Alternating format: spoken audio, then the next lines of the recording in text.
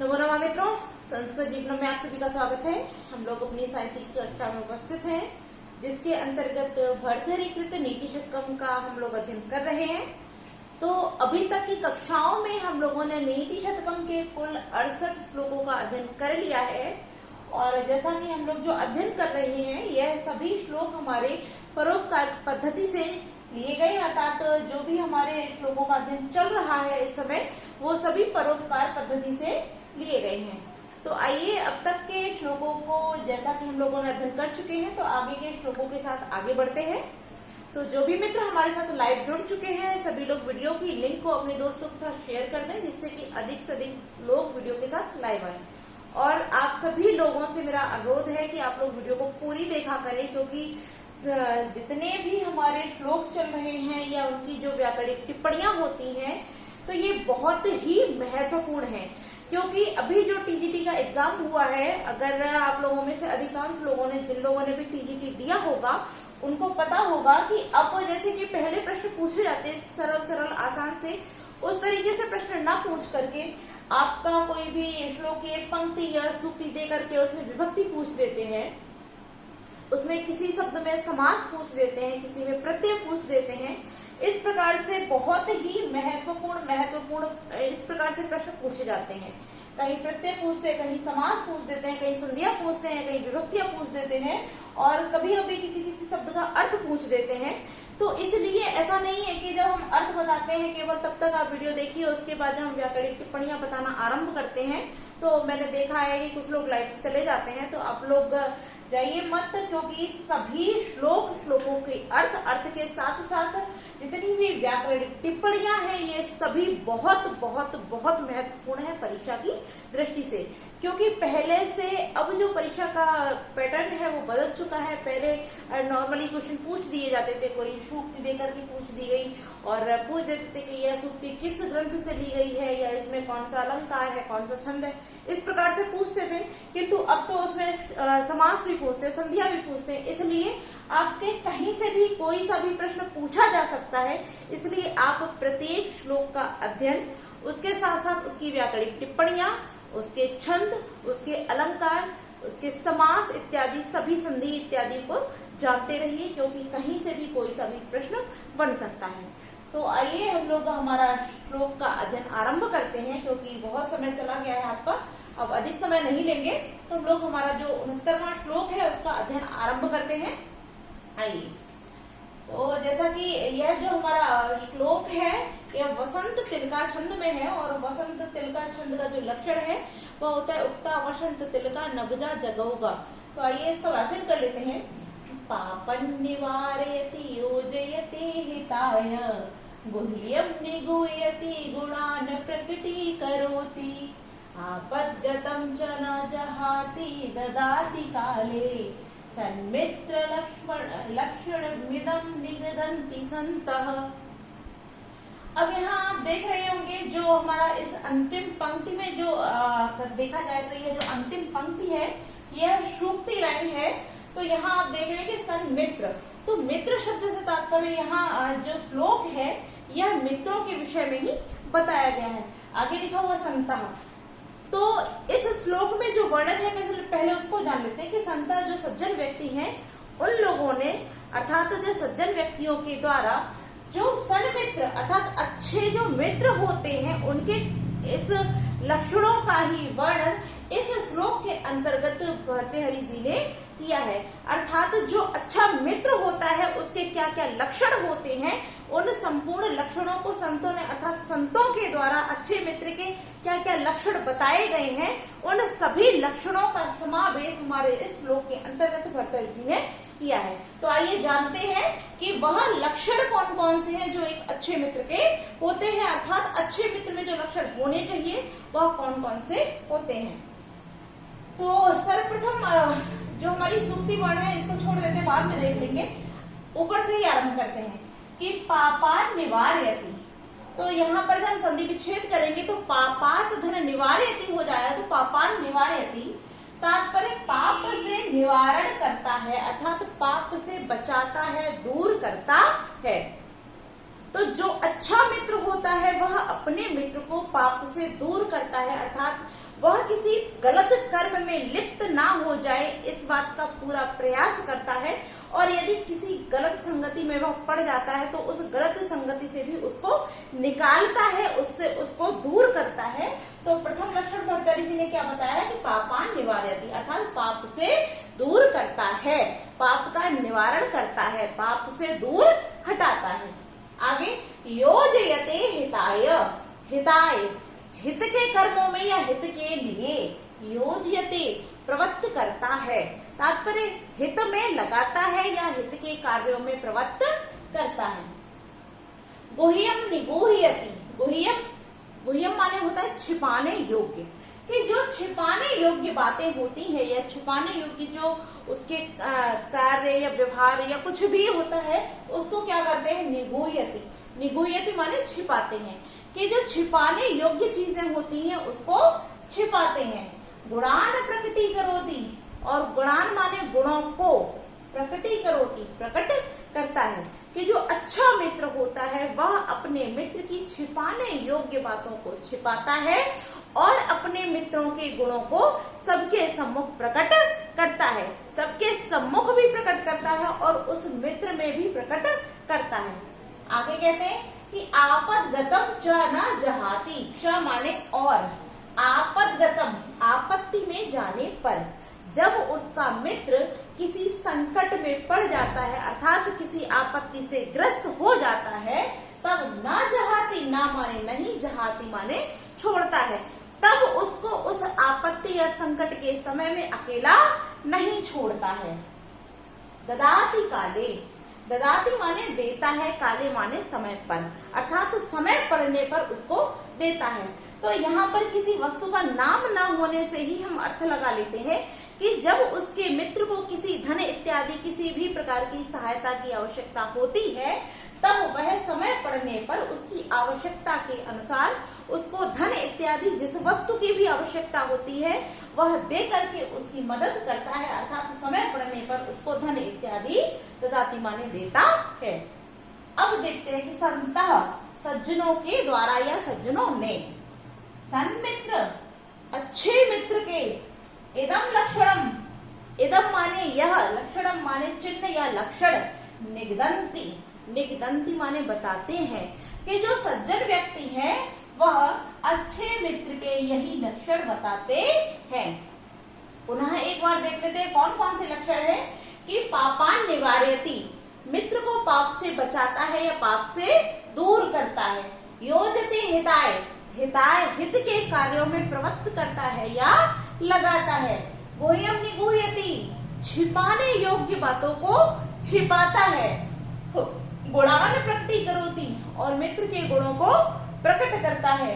आपदगतम च न जहाति, और आपत्ति पड़ने पर या संकट में आ जाने पर, किसके, मित्र के, जब मित्र उसका संकट में आ जाता है उस समय वह उसको ना माने नहीं, जहाती माने छोड़ता है। तब संकट की स्थिति में जो सच्चा मित्र होता है वह अपने मित्र को कभी संकट की घड़ी में अकेला नहीं छोड़ता है। और ददाति काले, समय पड़ने पर आवश्यकता अनुसार उसको धन इत्यादि भी देता है। संतः, सज्जनों ने, सन्मित्रम अच्छे मित्र के, इदम लक्षणम यही लक्षण, निगदंती माने बताए हैं या बताते हैं, अर्थात सज्जन जो व्यक्ति अर्थात जो सज्जन होते हैं वह अच्छे मित्रों के यही लक्षण बताते हैं। अर्थ हम लोगों ने देख लिया है। मुझे पूरी उम्मीद है कि आप सभी के लिए अर्थ पूरी तरह स्पष्ट और क्लियर हो गया होगा। अब यहाँ हम प्रश्न देख लेते हैं कि किस प्रकार से यहाँ प्रश्न पूछे जा सकते हैं। तो सर्वप्रथम प्रश्न आपका यही बन जाएगा कि अच्छे मित्रों का जो लक्षण होते हैं उनका वर्णन किसने किया है, अर्थात अच्छे मित्रों के जो लक्षण होते हैं उनको किसके द्वारा बताया गया है। तो आपका क्या उत्तर हो जाएगा, संत, अर्थात संत के द्वारा अच्छे मित्रों का लक्षण को बताया गया है। दूसरा प्रश्न यहाँ इस प्रकार से अगर इस सूक्ति पंक्ति को देकर पूछ देता है कि यह सूक्ति अर्थात यह जो सन्मित्र लक्षण इदम निगदंती संतः, यह किस ग्रंथ से लिया गई सूक्ति है, अर्थात इस सूक्ति वाक्य के रचनाकार कौन है, या फिर संतों के द्वारा जो सन्मित्र के लक्षण बताए गए हैं तो इस लक्षणों को किसने अपने श्लोकों में निबद्ध किया है। तब क्या हो जाएगा, भर्तृहरि के द्वारा किया गया है। और किस ग्रंथ में किया है, तो नीति शतकम। अगर आपसे पद्धति पूछी जाती है तो परोपकार पद्धति में कहा गया है। ठीक है, अब हम देख लेते हैं कि यहाँ अगला प्रश्न क्या बन सकता है। तो अगला प्रश्न यह बन सकता है कि सन्मित्र के कितने लक्षण बताए गए हैं। लक्षणों को तो बताया गया, किंतु कितने लक्षणों को बताया गया। तो आइए इसको भी देख लेते हैं। प्रथम पापान निवारयति, यानी कि पहला कौन सा हो जाएगा, पाप से निवारण करना। द्वितीय योजयते हिताय, हित में लगाना या प्रवृत्त करना, ये द्वितीय लक्षण हो जाएगा। फिर गुह्यम निगूह्यति, 3 गुणान प्रकटीकरोति, 4 आपद्गतम न जहाति, 5 और ददाति काले, 6। अर्थात संतों ने अच्छे मित्रों के 6 लक्षणों को प्रस्तुत किया है। तो इस प्रकार से हमारे यहाँ प्रश्न जो बन सकते थे उनको हम लोगों ने देख लिया है। अब देखते हैं इसकी व्याकरणिक टिप्पणियां। तो सर्वप्रथम आप देखते हैं यहाँ लिखा हुआ पापान निवार्यति। जब हमने संधि विच्छेद किया था क्या हो गया, पापात धन निवार्यति, पापान निवार्यति। तो पाप शब्द में जो पंचमी विभक्ति हुई है, तो आप आगे देखते हैं लिखा हुआ निवार्यति। तो वारणानाम ईप्सित जो सूत्र है, उस सूत्र से, क्योंकि वारण धातु के योग में जब किसी को कोई हटाता है, किसी भी ईप्सित वस्तु से हटाता है, तो वहां पर पंचमी विभक्ति हो जाती है। तो यहाँ पाप को पाप से मित्र को हटा रहा है, तो इस कारण पाप में यहाँ पर वारणानाम ईप्सिता सूत्र से यहाँ पर पंचमी विभक्ति हो जाएगी, क्योंकि वारण धातु आई हुई है। आगे देखते हैं हम यहाँ, अगर निवार्यति शब्द में निवार्यति शब्द की निष्पत्ति की बात करें तो आज समय अर्थात स्थान हमारे पास पर्याप्त है, तो लिखकर देख लेते हैं। नि उपसर्ग है, वृ धातु है, इसके बाद ऋच प्रत्यय है, तब हमारा निवार्यत शब्द बन जाता है। और प्रथम पुरुष लट लकार एक वचन में निवार्यति शब्द हमारा निष्पन्न हो जाता है। आगे हम देखते हैं योजयति शब्द लिखा हुआ है, तो इसको भी देख लेते हैं। युज धातु है, युज धातु के साथ ऋच प्रत्यय है, यहाँ पर भी ऋच प्रत्यय का ही विधान किया गया है, तो योजित शब्द बन जाता है। अब यहाँ हिताय में भी आपको चतुर्थी विभक्ति दिख रही है, तो यहाँ जो चतुर्थी है वह किस सूत्र से है, इसको भी देख लेते हैं। लेकिन एक संशय वाली बात होगी, इसको पहले अच्छे से क्लियर कर लीजिए कि यहाँ वाणा नाम ईप्सिता जो हमारा सूत्र है, यह अपादान संज्ञा करता है। अगर आपसे पूछा जाता है कि यहाँ जो पापात शब्द है, इसमें पंचमी किस सूत्र से हुई है, अगर आपसे पंचमी विभक्ति पूछी जाएगी तब अपादान पंचमी सूत्र से यहाँ पंचमी विभक्ति होगी। किंतु यदि आपसे पूछा जाता है कि इस पापात की अपादान संज्ञा किस सूत्र से हुई है, तो वाणार्था नाम ईप्सिता सूत्र से इसकी अपादान संज्ञा होकर के अपादान पंचमी से इसमें पंचमी हो जाती है। अब हिताय में देख लेते हैं। तो क्रियार्थो उपपदस्य च कर्मणि स्थानिना जो सूत्र होता है, उस सूत्र से यहाँ पर हिताय में चतुर्थी व्यक्ति का विधान किया गया है। अब क्योंकि यह उपपद विभक्ति होती है, तो यह संज्ञा का कोई कॉलम नहीं होता है, तो इसमें सीधे सीधे क्रियार्थो उपपदस्य च कर्मणि स्थानिना सूत्र से यहाँ हिताय में चतुर्थी हो जाती है। ठीक है, आगे देखते हैं। आगे लिखा हुआ हमारा गुह्यम, तो इसको भी देख लेते हैं। तो गुह धातु के साथ जब क्यप प्रत्यय का विधान करते हैं तो हमारा गुह्यम शब्द निष्पन्न हो जाता है। आगे निगोयति में भी गुह धातु ही है, नियुपसर्ग है, इस प्रकार से हो गया। गुणान, गुण में द्वितीय बहुवचन हो जाएगा, गुणान हो जाएगा। प्रकटीकरोति को देख लेते हैं। तो प्रकट धन च्वी के साथ जब क्री धातु हम लगाते हैं और क्री धातु, अब देखिए प्रकट धन च्वी धन क्री धातु, क्योंकि करोति भी दिया, तो क्री धातु के साथ जब लट लकार प्रथम पुरुष एक वचन में हम प्रयोग करेंगे तब यहाँ प्रकटी करोति शब्द हमारा बन जाएगा। आप आगे देखते हैं। आपदगतम, तो आपदम गतम द्वितीय तत्पुरुष समास हो जाएगा। जहाती शब्द की बात करें तो यह हा धातु है, ददाती में दा धातु है, ये तो आप देख ही रहे हैं। काले में सप्तमी विभक्ति है। सन्मित्रम में जो हमारा यरो अनुनासिक वा से अनुनासिक संधि हो जाएगी सन्मित्रम में। और यदि यहाँ पर हम समास की बात करें तो सत्मित्र सन्मित्र कर्मधारय समास हो जाएगा। और यदि इसको देखते हैं लक्षणम तक के सन्मित्र लक्षणम, तब यहाँ सन्मित्रस्य लक्षणम, सन्मित्र लक्षणम षष्ठी तत्पुरुष समास हो जाएगा। संतः शब्द की बात करें तो अस धातु जब लट लकार में प्रयोग करते हैं और इसके साथ जब सत्रि प्रत्यय का विधान करते हैं तब हमारा संतः शब्द निष्पन्न होता है। तो ये बहुत महत्वपूर्ण है, इसको आप लोग इसकी निष्पत्ति को अवश्य देख लीजिएगा। तो इस प्रकार से हम लोगों की व्याकरणिक टिप्पणियां हो जाती हैं। अब यहाँ जो हमने के पहले ही छंद की बात कर ली थी, यह वसंत तिलका छंद में गाया गया है, अर्थात यह जो श्लोक है यह वसंत तिलका छंद में प्रस्तुत किया गया है। आगे देखते हैं हमारा जो 17वां श्लोक है, अब इसको देख लेते हैं क्योंकि इसका वर्णन पूरा हो चुका है। तो अब हम हमारा 17वां श्लोक देखते हैं। तो आइए, क्षीरेणात्म, यहीं से क्षीरेणात्म गतोदकाय ही गुणादत्ता पुरात ते किला क्षीरोत्तापमवेक्षतेन पयसा स्वात्मा कृशानो हुतः गन्तुं पावकम् उन्मन् तद्भवतः दृष्ट्वा तु मित्रापदं युक्तं तेन जलेन शाम्यति सतां मैत्री पुनस्त्वीदृशी। अब यहाँ अगर बात करें तो यहाँ भी मित्रता की ही बात की जा रही है, क्योंकि इसमें भी आपने देखा कि मित्रता के लक्षणों की बात कर दी गई और यहाँ भी आप मैत्री शब्द देखते हैं तो इसी से पकड़ लेंगे कि यहाँ भी ये श्लोक में भी मित्रता के विषय में ही बताया गया। तो मित्र किस प्रकार से होते हैं, अर्थात किस किस प्रकार के मित्रों के व्यवहार होने चाहिए या किस प्रकार से मित्र एक दूसरे के लिए क्या क्या कार्य करते हैं, उस संपूर्ण वृत्तांत को इस दृष्टांत के द्वारा, यह एक दृष्टांत देकर के, क्षीर माने होता है दूध और उदक माने होता है जल, तो दूध और जल का दृष्टांत देते हुए भर्तृहरि जी ने इस श्लोक के माध्यम से मित्रता के ऐसे दृष्टांत को प्रस्तुत किया है जिसको समझना बहुत ही सरल है। और अगर इसके भाव को आप देखेंगे तो बहुत ही अच्छे, यानी कि सरल शब्दों में और बहुत ही अच्छी बातों को इस श्लोक के माध्यम से भर्तृहरि जी ने स्पष्ट कर दिया है। तो आइए देखते हैं कि क्षीरेणात्म गतोदकाय हे गुणादत्ता पुरा तिखिला। तो यहाँ से अर्थ लेंगे पुरा, पुरा माने पहले, क्षीरेण दूध के द्वारा, आत्मगत अपने में, आत्म माने अपने में, गत माने आया हुआ या मिला, आगत माने मिला हुआ, तो अर्थात अपने में मिश्रित या मिले हुए, उदकाय जल को, ते अखिला वे संपूर्ण, अखिल माने संपूर्ण, गुणा माने गुण, दत्ता माने दे दी। कि पहले तो दूध ने अपने में मिले हुए जल को वे संपूर्ण गुण दे दिए। कौन से संपूर्ण गुण?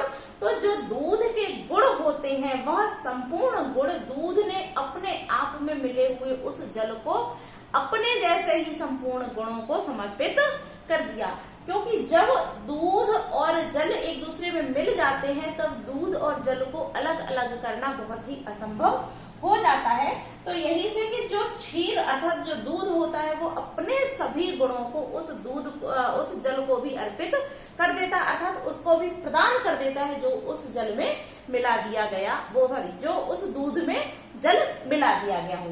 तो पहले दूध ने अपने में मिश्रित हुए उदकाय जल को वे संपूर्ण गुणा माने गुण, दत्ता माने दे दी।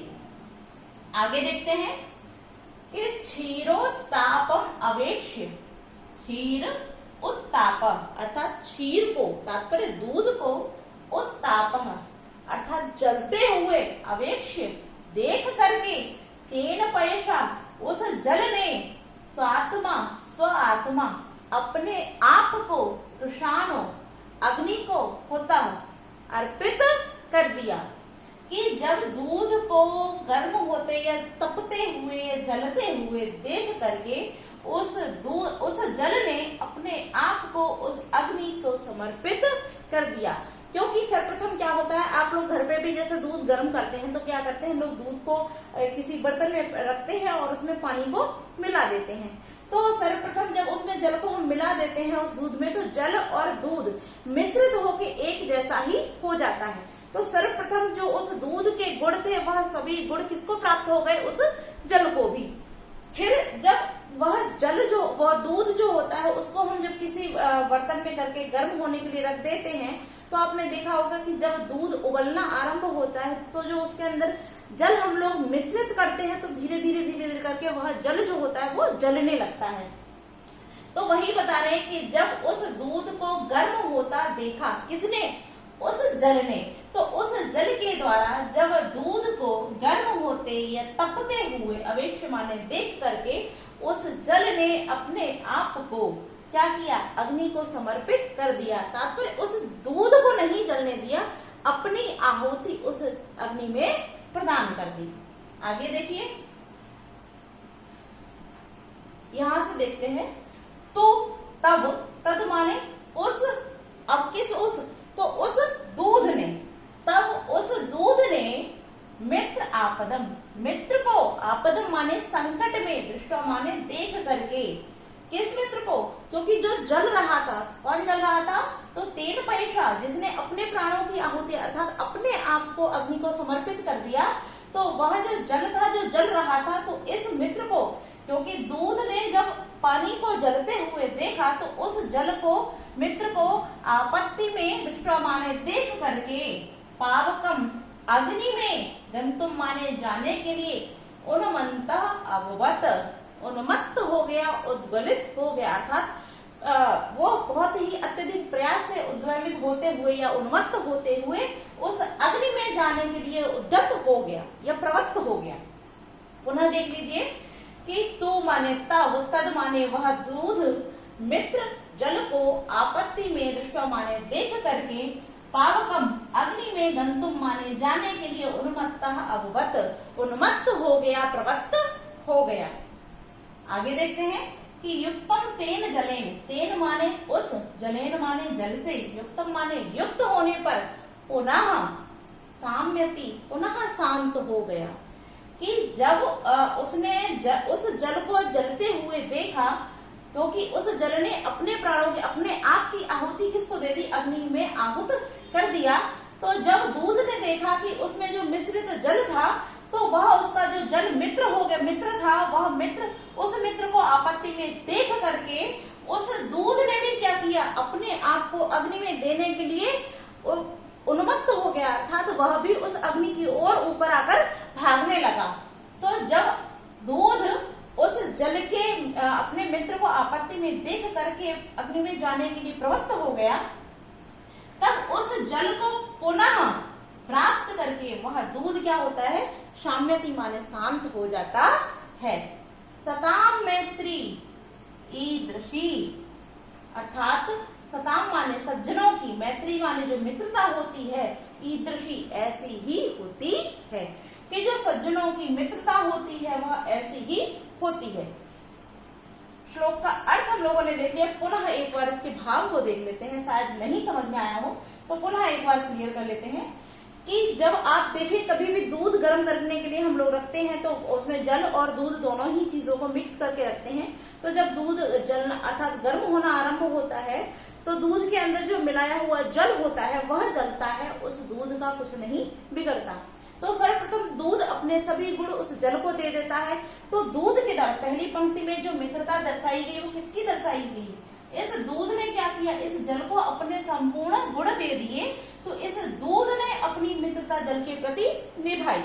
फिर क्या होता है द्वितीय पंक्ति में कि जो जल होता है जब वह देखता है कि जो मेरा मित्र है कौन, दूध, वह दूध तप रहा है, तो ऐसे तपते हुए दूध को देख करके उस जल ने क्या किया, अपने आप को अग्नि को समर्पित कर दिया, अर्थात उस दूध को नहीं जलने दिया, अपने आप को जला दिया। तब यहाँ पर इस जल ने इस दूध के प्रति अपनी मित्रता को निभाया, कैसे, अपने आप को इस अग्नि को समर्पित करके। ठीक है, तो प्रथम पंक्ति में दूध ने अपनी मित्रता जल के प्रति निभाई और द्वितीय पंक्ति में जल ने अपनी मित्रता दूध के प्रति निभा दी। आगे क्या हुआ कि जब जल जलने लगा तब अपने मित्र जल को आपत्ति में देख करके इस दूध ने भी क्या किया, यह भी अग्नि में जाने के लिए उन्मत्त हो गया, प्रवृत्त हो गया। तात्पर्य जब दूध जलने लगता है अर्थात जब जल जलने लगता है तो आपने देखा होगा दूध एकदम से भगोनी से ऊपर होकर निकलने लगता है, तात्पर्य वह भी अग्नि में जाने की ओर प्रवृत्त हो जाता है। तब यहाँ पर जो मित्र था कौन था? जल। इस मित्र जल को आपत्ति में देखकर इस दूध ने क्या किया? अपने आप को भी अग्नि में अर्पित करने के लिए, स्वाहा करने के लिए प्रवृत्त हो गया। तब इस तृतीय पंक्ति में जो जल वो दूध होता है, यह भी जल के प्रति अपनी मित्रता को पुनः निभाता है। फिर देखते हैं कि जब दूध उफनने लगता है तो यदि हम उसमें थोड़ा सा जल डाल देते हैं तो वो जो दूध होता है ऊपर जाने लगता है, वह धीरे से शांत होकर नीचे ही बैठ जाता है। तो वही बताया गया है कि पुनः बाद में, अर्थात पुनः तेन जलेन, उस जल से युक्त माने युक्त होने पर, शाम्यति माने जो दूध होता है वह शांत हो जाता है। तो तात्पर्य उस दूध को शांत करने के लिए इस जल ने पुनः अपनी मित्रता को निभाया। तो यानी चारों पंक्तियों में जो दिया गया है, पहले दूध अपनी मित्रता को जल के प्रति दिखाता है, निभाता है, फिर जल अपनी मित्रता दूध के प्रति निभाता है, तृतीय पंक्ति में दूध पुनः अपनी मित्रता को जल के प्रति निभाता है, और पुनः जल जो होता है चतुर्थ पंक्ति में वह दूध के प्रति अपनी मित्रता को निभाता है। तो अंत में कहा है कि सताम मैत्री ईदृशी, कि जो सज्जनों की मित्रता होती है वह ईदृशी माने ऐसी ही होती है। जो सज्जन व्यक्ति होते हैं वह यह नहीं देखते हैं कि मेरे प्राण संकट में है, ऐसा नहीं देखते, वह यह देखते हैं कि मेरे मित्र के प्राण संकट में है तो मैं अपने मित्र को कैसे बचाऊं, और अपने मित्र को बचाने का संपूर्ण प्रयत्न करते हैं और अपने प्राणों की आहुति देकर भी अपने मित्रों के प्राणों की रक्षा करते हैं। तो मुझे पूरी उम्मीद है कि अब 17वें श्लोक का अर्थ अच्छे से समझ में आ गया होगा, पूरा क्लियर हो गया है। अब हम देखते हैं इससे बनने वाले प्रश्न। तो सर्वप्रथम यही प्रश्न हमारा बन जाएगा कि जल को अपने संपूर्ण गुणों को कौन दे देता है? तो क्षीर अर्थात जो दूध होता है वह अपने संपूर्ण गुण किसको दे देता है? जल को।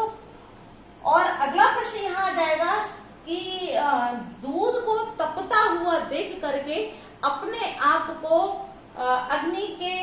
अग्नि में आहूत कौन कर देता है? तो जल। और इस प्रकार से भी पूछा जा सकता है कि दूध को तपता हुआ देखकर जल अपने आप को किसके समर्पित कर देता है? तब क्या हो जाए? कृष्णाणु अर्थात अग्नि की।